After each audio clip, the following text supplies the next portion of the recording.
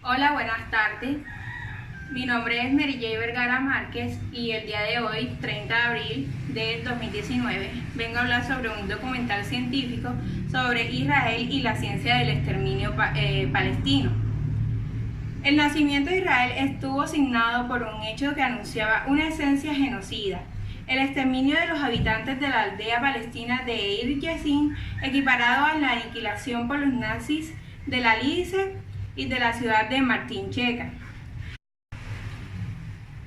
La diferencia es que el segundo hecho es referencia común y el primero, cada vez más, queda envuelto en una bruma de tiempo. Sin embargo, revelaciones sobre un programa realizado por las autoridades israelíes para mantener a los habitantes de Gaza en el límite mínimo de la supervivencia retrotraen a la actualidad el drama de los palestinos, tanto en Cisjordania como en la Franja, escenario desde el fin de semana pasado de bomberos diarios de la aviación y los tanques del ejército de Tel Aviv. Además, en estos momentos, una flotilla humanitaria cargada de alimentos y medicinas recaudadas por suscripción popular en varios países se dirige hacia esa zona. A pesar de las nuevas advertencias del gobierno del primer ministro Benjamin Netanyahu, según las cuales impedirán la llegada al puerto de las naves civiles. Entre 2007 y 2010, una de las dependencias del aparato militar israelí administró el flujo de los alimentos a Gaza para mantener a los residentes en los bordes de la iniciación, acorde con los documentos desvelados por el orden de un tribunal a instancias de una entidad humanitaria. El reporte fue confirmado por un portavoz castrense, el mayor Guy Imbar, quien precisó que los especialistas de las Fuerzas Armadas diseñaron una fórmula matemática que permitió determinar la ración mínima necesaria para evitar una catástrofe humanitaria, según la descripción del interpelado. La intención del racionamiento obligatorio, por la llamada de alguna forma, fue presionar a la organización palestina Hamas, que está en el control en el área, añadido el mayor, quien aseguró que nunca fue puesta en práctica. Aún con la precisión del testigo, es notorio que la franja de los habitantes provienen gracias a una red de túneles que le conectan con la Palestina de Sinaí en Egipto, a través de las cuales se registra un activo contrabando de bienes y mercancías que son revendidos a precios inflados. Para esta fecha, las autoridades israelíes tenían catalogada a Gaza como un territorio hostil y decretaron las restricciones que por supuesto tenían como blanco a la población civil, alrededor de 1.500.000 seres humanos, como fórmula para presionar al gobierno de Hamas. Entre las peculiaridades del bloqueo, los burócratas militares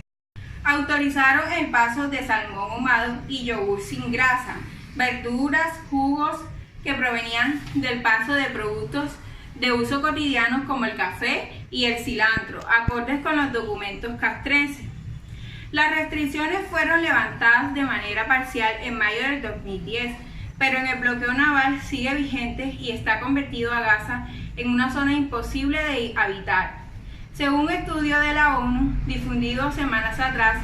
la escasez de infraestructuras destruidas por la invasión israelí entre fines de 2008 y principios del 2009, durante la operación Plomo Fundido, que los palestinos llamaron la masacre de Gaza,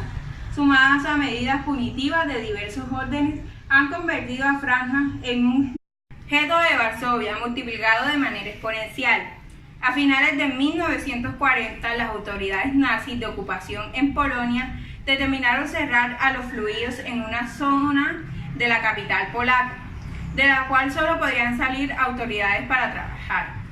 Comenzaba la historia de uno de los tantos crímenes de las tropas hitlerianas en Europa, cuyo clímax fue el levantamiento del ghetto de Varsovia entre el 18 de enero de 1943 y el 9 de abril de ese año. Miles de judíos murieron atrapados en los edificios incendiados por las tropas de Reich, fusilados o en combates.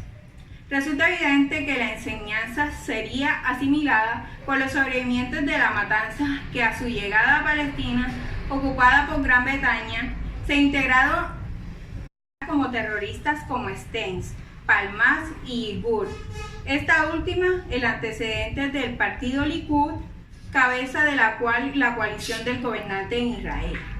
Elementos de estas entidades, calificadas de terroristas por personalidades